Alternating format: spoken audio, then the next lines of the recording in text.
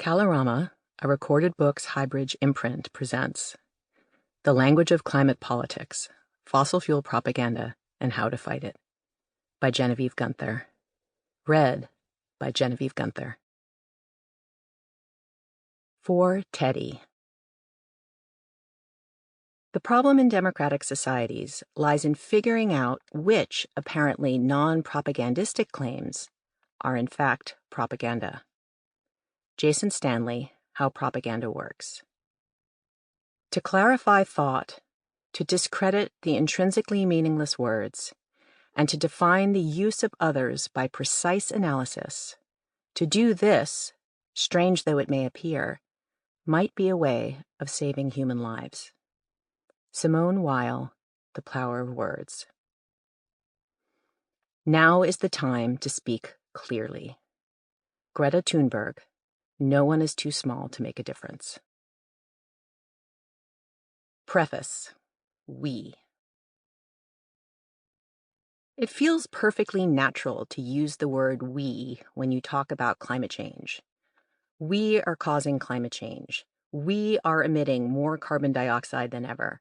We need to draw emissions down to net zero in order to halt global heating at the Paris Agreement target of well below 2 degrees Celsius. Given that human beings are, in fact, causing climate change, the impulse to use the word we makes sense. But there's a real problem with it. The guilty collective it invokes simply doesn't exist. The we responsible for climate change is a fictional construct, one that's distorting and dangerous. By hiding who's really responsible for the crisis, the word we provides political cover for the people who are happy to destroy a livable climate to gain more profit and power. Let's think about it. Who is this we? Does it include the nearly 700 million people who live on less than $2.15 a day? Does it include the approximately 4.2 billion people, half the global population, who live on less than $6.85 a day? Does it include the millions of people all over the world, like the 6 million who participated in the global climate strikes of September 2019, doing whatever they can to lower their own emissions and push for systemic change? Does it include Bill McKibben, the elder statesman of the climate movement who wrote his first book about climate change in 1989? How about Greta Thunberg, the young woman who inspired worldwide climate protests by sitting in front of the Swedish parliament every Friday to demand her government take action at the scale of the crisis? Does it include the indigenous people who have been living in harmony with their ecosystems for generations? Does it include our children? Of course the universal we seems real. The fossil fuel system, for the moment, feels all-encompassing. It provides the means for what people do on this planet. In its inclusions and exclusions, its laying out the conditions for human action, it seems totalizing, especially from an affluent American vantage point. But it's not totalizing, and it's certainly not eternal.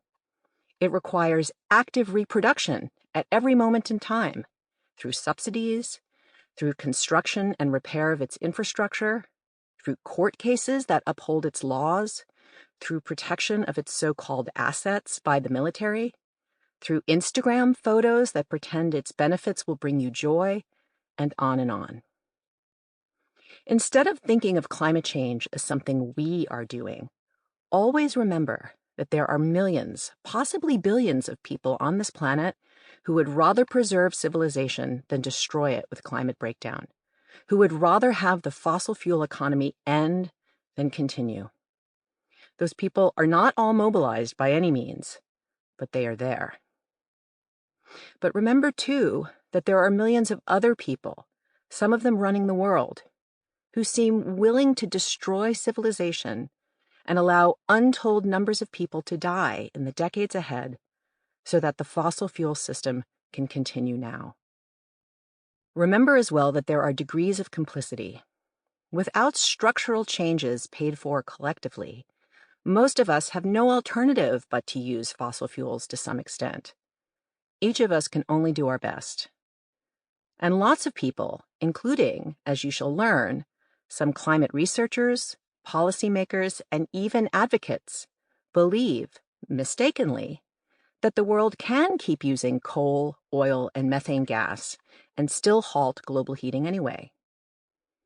But neither constrained choices nor mistaken beliefs are akin to the deep and shameful complicity of, for example, those in public relations who create advertising campaigns for oil and gas companies, or those in the news media who refuse to mention climate change or the dangers of fossil fuels in their reporting.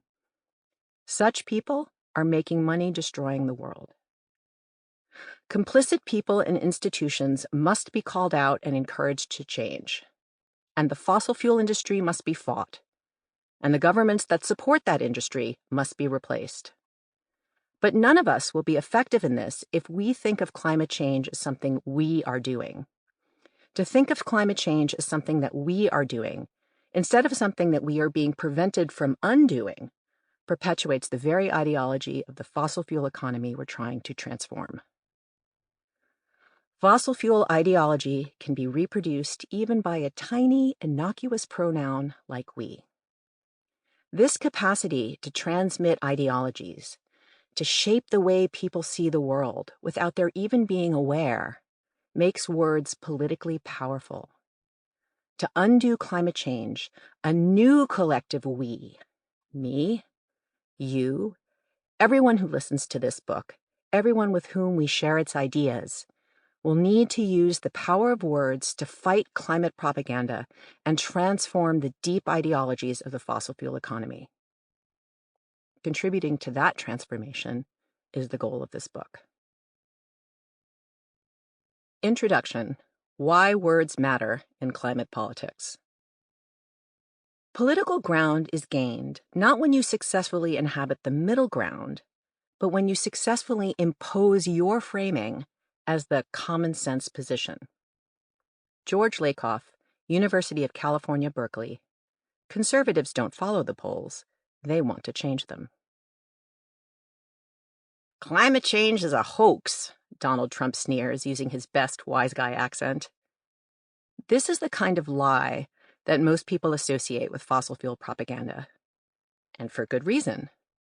Since at least the 1970s, coal, oil, and gas companies have known that their products would cause the planet to heat up, undermining the climate that enabled civilization to flourish over the past 10,000 years.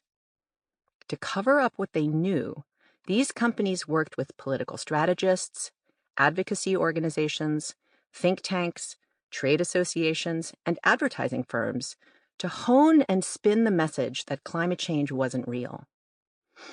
By the time the U.S. Congress first attempted to take major climate action with the 2009 cap-and-trade emissions bill that died in the Senate, this fossil fuel propaganda had become the Republican Party line. It remains the party line, at least for the MAGA base. In the first Republican primary debate of the 2024 election, entrepreneurial candidate Vivek Ramaswamy, perhaps gunning to become Trump's vice presidential pick, declared that, quote, "The climate change agenda is a hoax." The reality is, Ramaswamy added, more people are dying of bad climate change policies than they are of actual climate change. For this latter claim, he offered no evidence, of course. As absurd as it is to say that climate change policies are killing people, it is equally absurd at this point to claim that climate change isn't real. The planet is over 1.3 degrees Celsius hotter on average than it was in the pre-industrial era. Its temperature is rising at a rate of around 0.2 degrees per decade. Land maximum temperatures are rising twice as fast, to over 1.7 degrees already. Every summer, a ghastly parade of stories about deadly extreme weather marches across the news, and scientists are now able to attribute this weather to climate change. In 2015, over 195 nations signed the Paris Agreement, pledging to halt global warming at 1.5 degrees or, at worst, well below 2 degrees Celsius. By the end of 2022, 79% of global emissions were covered by net zero targets. Net zero is the point where emissions are virtually eliminated, and any unavoidable climate pollution left over is taken out of the atmosphere by carbon removal. Trump and his acolytes are perfectly willing to dismiss all this, telling people to reject the evidence of their own eyes and ears.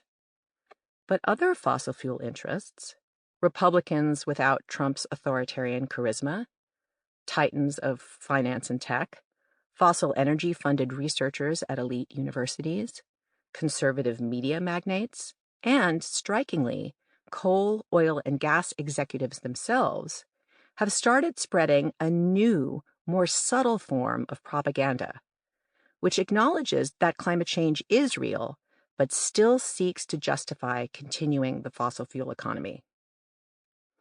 This propaganda is spun out of 6 key terms that dominate the language of climate politics: alarmist, cost, growth, India and China, innovation, and resilience.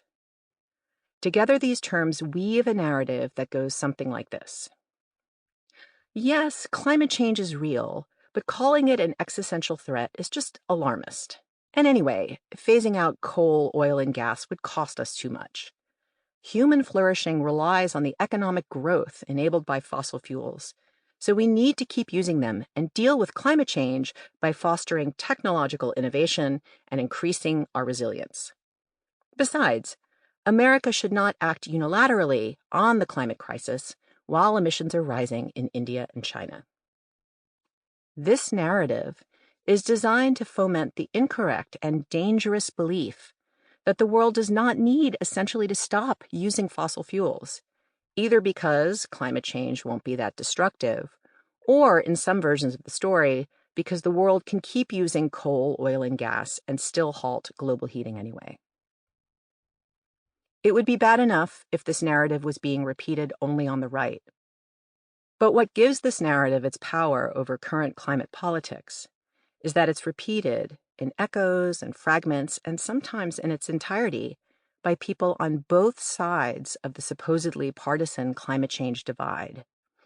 Not only by fossil energy interests, but also by scientists, economists, journalists, politicians, and sometimes even activists, all of whom sincerely intend to advance climate solutions.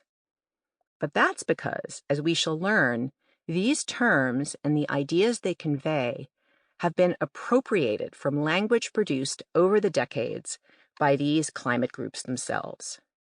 Fossil energy interests have mined the language of climate advocates for material they can use for propaganda purposes, extracting, twisting, and deploying their words to entrap those advocates into unwittingly normalizing fossil fuel disinformation. This dynamic turns fossil fuel propaganda into a bipartisan consensus, the common sense position. We can see how this dynamic plays out by looking at the word uncertainty. As the Harvard historian of science Naomi Oreskes showed in Merchants of Doubt, fossil fuel partisans created doubt about the reality of climate change by talking incessantly about scientific uncertainty in their public statements about global heating. And for decades, this strategy worked. They were able to use the word uncertainty so effectively, in part because they exploited the word's cultural ambiguity, a quality that arises when a word means one thing to one group of people in a particular subculture, but another thing to the general public. So most people understand uncertainty to mean something like not knowing for sure or not having concluded yet. Scientists sometimes use the word in this way too, of course, but not always. When climate scientists speak of the uncertainty of their findings, they usually refer to the range of possible outcomes they can project with confidence. Indeed, uncertainty and confidence are actually synonyms in scientific discourse. Scientists can say either that a model produces an uncertainty interval or that it produces a confidence interval. And those intervals do not indicate either it happens or it doesn't. Rather, they span everything that could possibly happen, from the best to the worst case outcomes. So when scientists were being the most scrupulous in their communications about the climate crisis, Trying to give the public a full sense of what they confidently knew at the time, they unwittingly echoed the message that there was some, quote, uncertainty that meant they weren't sure if climate change were real. In a truly fiendish act of appropriation, fossil fuel interests managed to recruit scientists into inadvertently spreading doubt. Although oil and gas interests no longer produce disinformation, by manipulating the ambiguities of the word uncertainty, they still use this technique of linguistic appropriation to shape the new 21st century propaganda that says, falsely, that phasing out fossil fuels would be worse than climate change itself. But let's be clear. Both the International Energy Agency and the United Nations Intergovernmental Panel on Climate Change, the IPCC, have stated unequivocally that in order to achieve net zero emissions in time to halt global heating at a relatively safe level, the development of new oil and gas fields must cease immediately. Both have also stated unequivocally that to have even a 50-50 chance to halt global heating at the Paris target of 1.5 degrees Celsius, existing fossil energy infrastructure must be retired before the end of its expected lifetime. And fossil energy producers know this. A 2023 energy security scenario released by Shell, for example, saw the immediate end to growth in oil and gas production in models that kept heating below 1.5 degrees Celsius. Yet the American right wing continues its unequivocal support for expanding coal, oil, and methane gas. This isn't that complicated, guys, Ramaswamy said at the 2024 primary debate. Unlock American energy, drill, frack, burn coal. And Republicans do not just support fossil energy. As we shall see throughout this book, they consistently obstruct, or if need be, reverse, any legislative, executive, private sector, or cultural support for climate-safe energy. In the summer of 2023, then the hottest summer in human history, over 400 conservative analysts and former Trump administration officials, organized by the Heritage Foundation, the think tank that has shaped GOP policy since the Reagan administration, released a 920-page plan to dismantle most of the federal government's capacity to help fight climate change. Called Project 2025, the plan details how officials could shutter the Energy Department's renewable energy offices, prevent states from adopting California's car pollution standards, block the expansion of the electrical grid for wind and solar energy, and task Republican state officers with the oversight, such as it would be, of the fossil fuel industry. The timeline in this plan begins on day one of a Republican presidency. The Democrats have a much more ambivalent relationship with fossil fuels. In his first term, President Biden was perhaps the best climate advocate the White House had ever seen. And with the slimmest of Democratic majorities in the Senate, he managed to shepherd through two major pieces of climate legislation. The 2021 Infrastructure Investment and Jobs Act invested in transmission and power grid upgrades and provided grants for electric vehicle infrastructure deployment, as well as the research and development of nascent technologies like direct air capture and green hydrogen. And the 2022 Inflation Reduction Act made major investments in utility-scale and distributed solar, wind, and other renewable resources, along with carbon capture facilities in the power and industrial sectors, and it provided uncapped tax credits for the purchase of electric vehicles, heat pumps, and other clean energy consumer products, along with yet more support for direct air capture and green hydrogen. At the same time, however, in the first 2 years of Biden's presidency, his administration approved more permits for oil and gas drilling on public lands than had even his climate-denying predecessor.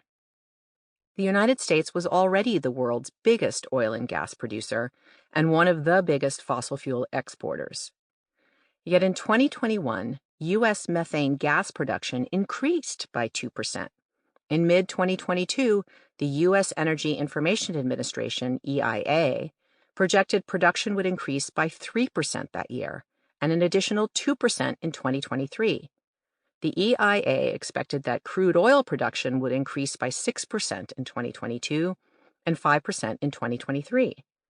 As of January 2024, the EIA saw U.S. methane gas and crude oil production rising through 2025 to, quote, new records. Major emitters are supposed to be halting new projects and phasing out fossil fuel infrastructure. Even under Biden, the United States has been doing the opposite. One analysis found that the United States is poised to be the world's largest expander of oil and gas extraction between 2023 and 2050. What this means realistically is that if they are not changed, America's current climate politics, even under a Democratic president leading a Democratic Congress, will lead to the planet heating up beyond the Paris targets. In 2022, the United Nations Environment Program found that the legislative and executive actions already in place across the world would likely lead to 2.8 degrees Celsius of heating by 2100, with a confidence interval of 1.9 to 3.3 degrees Celsius. Scientists have called 3 degrees of warming a catastrophic outcome. The year 2100 may seem like a long time away, but it isn't. My own son was born in 2010. His life will play out across this century, when the world will either halt global heating at a manageable level or unravel. All this is no longer about future generations, but the families we have in our homes today. As the IPCC said in its 2023 report, quote, any further delay in concerted global action will miss a brief and rapidly closing window to secure a livable future. To secure a livable future, one thing we will need to do is dismantle and reframe the terms dominating the language of climate politics. This is a key element of the political work to do now. Vast majorities of Americans support getting emissions to net zero. A large 2022 Pew Research poll found that 69% of Americans favor the United States becoming carbon neutral by 2050. But only a fraction of Americans support phasing out fossil fuels entirely. A mere 31% say that the United States should completely phase out coal, oil, and methane gas, according to a 2023 poll, while 68% say the country should use a mix of energy sources, including fossil fuels. These numbers are skewed by partisanship, of course, since only 12% of Republican voters support a fossil fuel phase-out. But still, only a minority of Democrats, 48%, support running the economy on 100% climate-safe energy. Fossil energy propaganda profoundly influences the political views of this muddled middle and the elites who represent them. I'll reveal how it does so by telling the stories of the main players in climate politics. The world-renowned climate scientists intimidated into downplaying the dangers of global heating by decades of relentless attacks on their reputations. The Ivy League economists celebrated by both the Nobel Prize Committee and fossil fuel front groups. The carbon management lobbyists appointed to the Department of Energy by the Biden administration, and the Democratic and authoritarian leaders colluding behind closed doors at high-level international climate negotiations. What these people say about fossil fuels and the climate crisis circulates through many platforms high and low. Scientific reports, policy briefings, political speeches, press conference transcripts, economics papers, academic and popular books about climate change, court cases, internal corporate and interest group memos, oil and gas advertisements, debate transcripts, social media posts, climate negotiation decision texts, and, not least, news media reporting. By following the key words of climate politics across these platforms, you will learn to recognize the mechanisms behind oil and gas interests' newest propaganda. You will learn how staunch opponents and ambivalent advocates of climate action reinforce each other's messages and reaffirm fossil fuel ideologies. And through this analysis, you will be introduced to new ways to talk about the climate crisis. Message tested in focus group polls commissioned by my organization, End Climate Silence. This new language will be hard for fossil fuel interests to appropriate, and, crucially, it will keep the phase-out of fossil fuels at the center of the climate change agenda. Of course, talking alone won't halt global warming. But, as they say on the right, ideas have consequences. Insofar as words shape ideas and ideas influence actions, we will need to transform the language of climate politics, just as we need to transform the more material ways our politics supports the fossil fuel economy. We will need to speak with the rhetorical strategies of our opponents in mind so we can stop echoing their language and normalizing their propaganda. For there is no reason to normalize the false beliefs of the fossil fuel economy, to proceed as if the world couldn't be otherwise. The world can be otherwise. What follows will enable us to start talking about that new world and help bring it into being. Chapter 1: Alarmist. Warming substantially larger than the assessed very likely range of future warming cannot be ruled out. The United Nations Intergovernmental Panel on Climate Change, Climate Change 2021, The Physical Science Basis. I have been surprised and alarmed at the record temperatures and floods we have seen in many places around the world, with only 1.1 degrees Celsius warming. Sir Brian Hoskins, Imperial College London, The Royal Society. Why scientists are using the word scary over the climate crisis. Climatic changes would, however, most impact humans. Civilization could prove a fragile thing. Shell, PLC. Confidential Group Planning Scenarios, PL 89 SO1, October 1989. A favorite propaganda tactic of fossil fuel interests is to call people who speak out about climate change alarmists. To call someone an alarmist is to accuse them of being an unreliable narrator, a person who cannot be trusted to tell the truth about global heating, either because they are too emotionally unstable, or, conversely, because they cunningly exaggerate the dangers of heating in order to frighten people into accepting their preferred policies.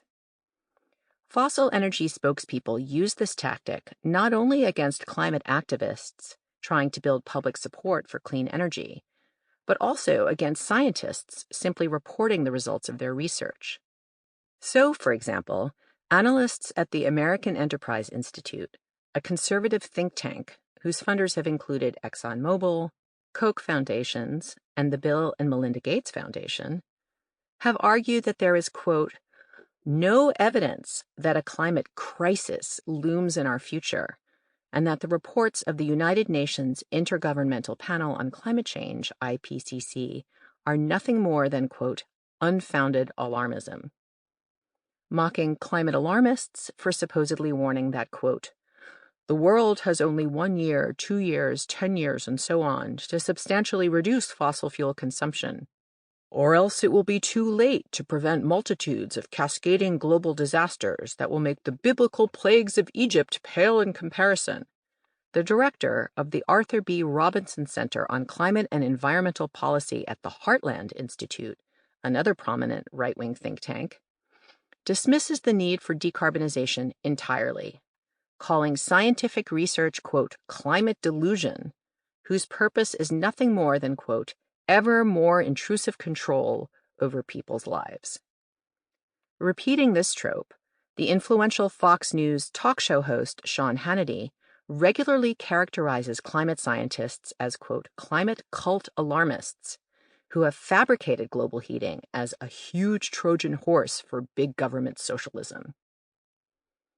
It may seem as if the accusation that climate scientists are alarmist cult leaders would have nothing to do with reality-based climate discourse, certainly not with the public speech of climate advocates or climate scientists themselves. But in the language of climate politics, no neat partisan divide separates the people accusing advocates and scientists of alarmism. Sample complete. Ready to continue?